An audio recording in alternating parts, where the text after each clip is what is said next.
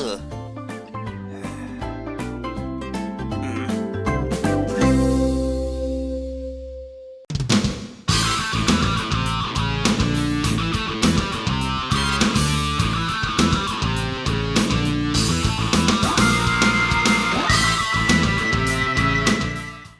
This is a Talk Gamer X, OGX for short, and in April, I continue watching the animes that came out during the winter season. And the first anime I'm going to talk about is Jobless Reincarnation.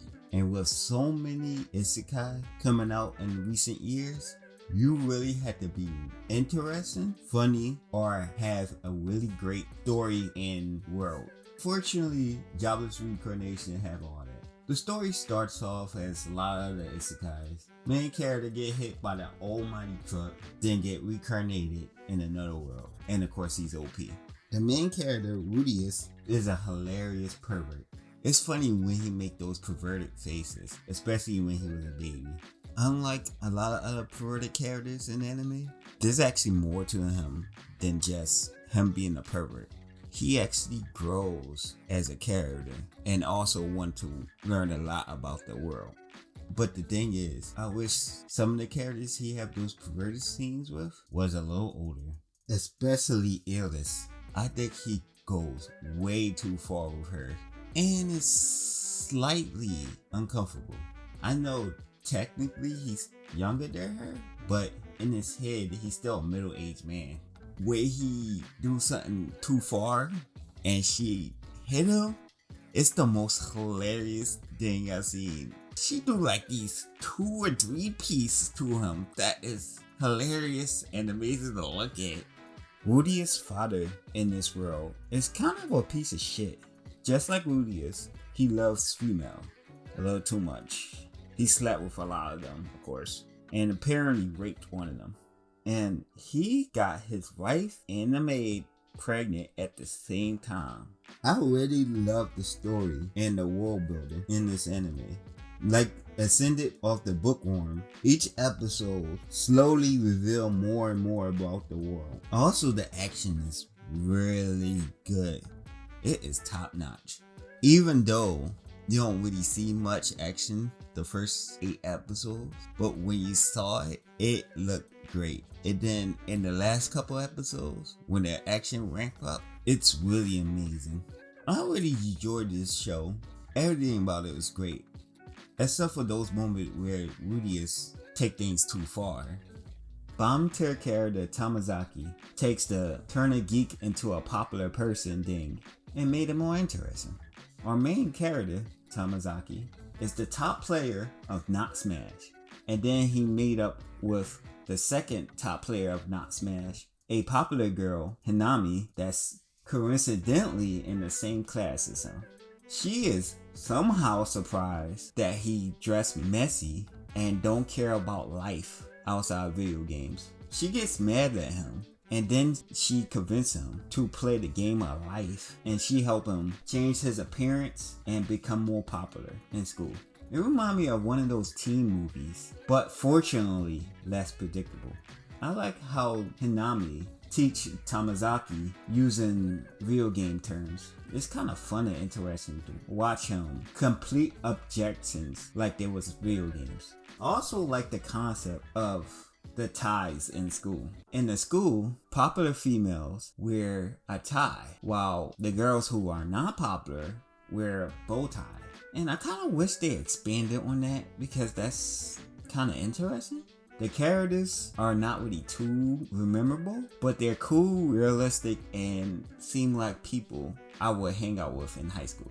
And surprisingly, there's not a lot of drama in here. The most serious you get is somebody working too hard to try to be as good as somebody else. And that's kind of refreshing. I do like an occasion drama in high school animes, but it's also nice to have a chill high school anime with no drama. I also like when they show Not Smash. It's really like I'm watching them play Smash Brothers, and it's kind of cool to watch. Even though they didn't do anything too different from your average high school drama anime, I enjoyed it and I think it was a good watch. Kimono Jihan is bland and kind of forgettable. It's basically one of those animes where a group of people, usually with special powers, take on different jobs, like get backers, or a recent example, Bongo Stray Dogs. The main three characters are kinda uninteresting. The main one out of the three, Cabane, is like a personality-less android who try to be human. Similar to Violet from Violet Evergarden, but somehow less interesting. Shiki is basically Bakugoyu from My Hero Academia, but a little more level-headed. And Akira is annoying crybaby who is useless most of the time. And also, even though he looked like a girl and sound like a girl and act like a girl, it's a boy. The only characters that I kind of like was Inugami, the leader, and Yoko, this cool evil chick. I really wish they was in the show more. The story ranged from okay to boring. The only thing that got me entertained and stopped me from dropping this anime was the action. It was pretty alright. I just wish it was more of it. Even though the action was okay, I don't think this anime is worth your time. And there are so many animes that's similar to this that you can watch instead of this. After watching Cells at Work Code Black, I didn't think I would like season 2 of Cells at Work as much. I'm glad I was wrong about that. Season 2 was just as good as Code Black in its own way. I really like how the anime had this jolly vibe and the cells is all happy and fun to watch. And also I kind of like the cutesiness of it, and they really went really cutesy in this season. The first episode was all about the platelets, which is represented by little girls. And the rest of the episodes focus a lot on a normal cell who was taking care of these good bacteria that look so cute. I like how most of the germs are over the top, like a villain from a Power Ranger show. There's one serious villain in the show, the Cancer Cell. He's basically one of those shonen villains who have a good reason to be evil. The action in most of season 1 and 2 are over the top and silly, but in the last 2 episodes, it was surprisingly really good. Like, I was not expecting that at all. The only weird thing about this season is that it's only 8 episodes, which is kind of weird, especially for a TV anime. And I kind of wish there was more, but thinking about it, it seems just about right. I feel like if it would have been like 12, 13 episodes, it would felt like it was dragging the show on. And also, it's nice to have a short anime once in a while. I actually enjoyed this slightly more than season 1. This is a very lighthearted, cute alternative to Code Black. When I first heard Escape the Affinity, I didn't think it would be one of the hypest anime that premiered during the winter season. It's basically about a group of skaters who compete in this illegal underground race called S. It seemed like the funnest illegal underground thing I have ever seen. I really like the relationship between our main characters, Riki and Langa. It's really believable. Later in the series, when Riki feels down because he felt that he couldn't be as good as Langa and the rest of the skaters, was a little annoying but really relatable. And I really like the rest of the cast, especially the skaters. They were really colorful and seemed fun to hang out with. The villain, Adam, is amazingly over the top.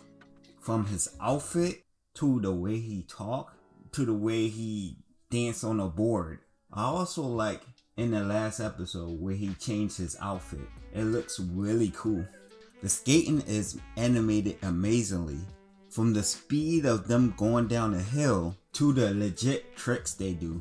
It seemed really entertaining to watch. They do dirty tricks.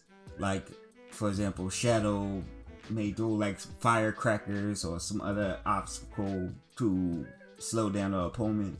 But some of the things they call technique is hilarious. For example, Adam gets off his board, take his skateboard, and smacks somebody in the face with it. And they call that a technique. Huh? That's not a technique. That's just smacking somebody in the face with a skateboard. This anime was amazing. And I recommend for anybody who likes skateboarding, even a little bit. I had real fun with it. And I thought it was amazing. And that's all the animes I watched in April. In May, I'm continuing watching the animes that came out during the winter season. Like that time I got reincarnated as a slime, season 2, Mia, and a few others.